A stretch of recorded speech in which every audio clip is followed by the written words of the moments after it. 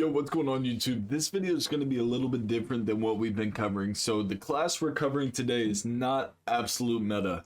Is it top tier weapons? Like, are these very viable weapons? Absolutely. But I wanted to make this video for somebody who does not have like the SOA Subverter, the HRM9, the BP50, the newer guns that have been added more recently compared to when the game came out, unlocked or leveled up.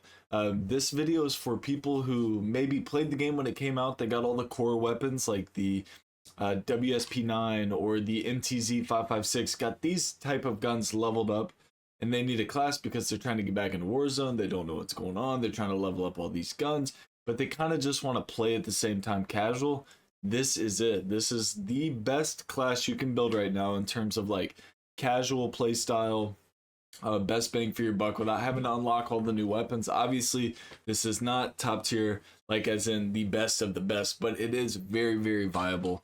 These are two solid classes. So we got the VT7 Spitfire, the MTZ Drifter Heavy Long Barrel, the Jack Glassless Optic, the MTZ Marauder Stock with a 50 round mag, and then we have the WSP9. This is going to be with the Zen 35 compensator, the Hiss Short Light Barrel, DR6 hand stop, 50 round doink with the Jack Glassless Optic. Let's go ahead and bring this into the firing range so I can kind of break it down for you guys.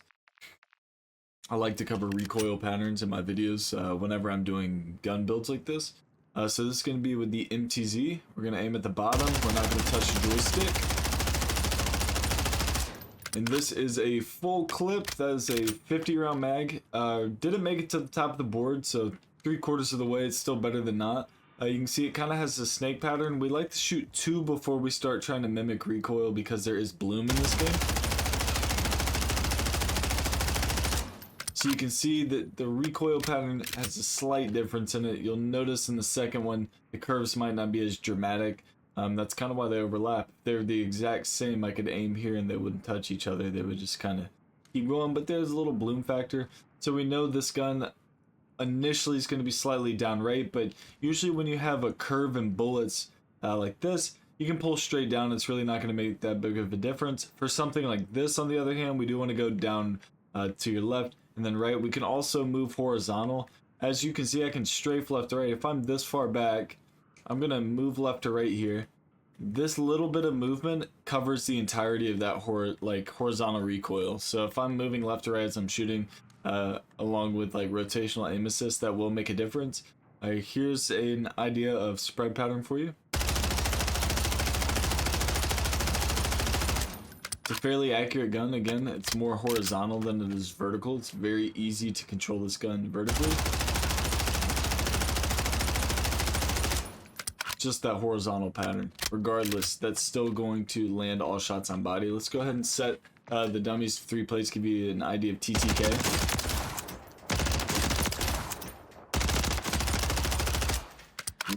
Ran out of bullets here.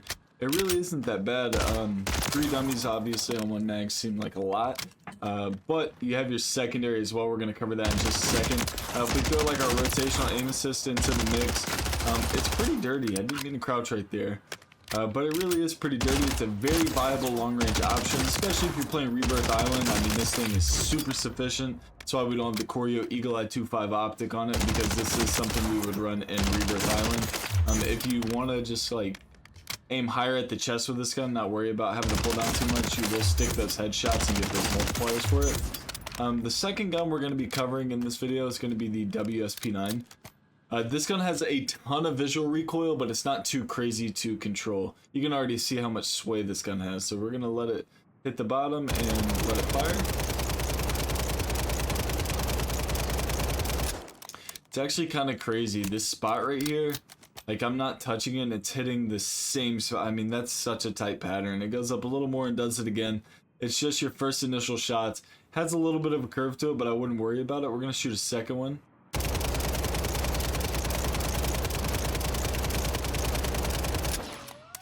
This one was a little different. We didn't have this like Mondo hold, you know, it kind of held in the same spot, but with this gun, legitimately, you can just kind of pull straight down with it.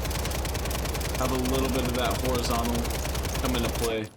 But man, can you have a tight spread with this. We're gonna aim a little bit higher so we can keep all shots on the board. That is super sufficient. The TTK for the WSP9 is very good for secondaries. Thing hits like a Mack truck. Even at mid-range, you can see we break plates very, very quick with this gun. Long range, not really sufficient because of your visual recoil. It kind of has a lot going on. And you'll notice like midway in the spray, it pulls itself down pretty much automatically. It's kind of funny. Like halfway through your clip, you don't really need to touch the joystick. It kind of just does its own thing. You know, it'll like level out so you can kind of nail your shots. Whoa. You know, one clip can take out 2 targets. I'm sure if we had 3 targets here, one clip would definitely take out 3 targets. Mobility on this gun is phenomenal for a secondary.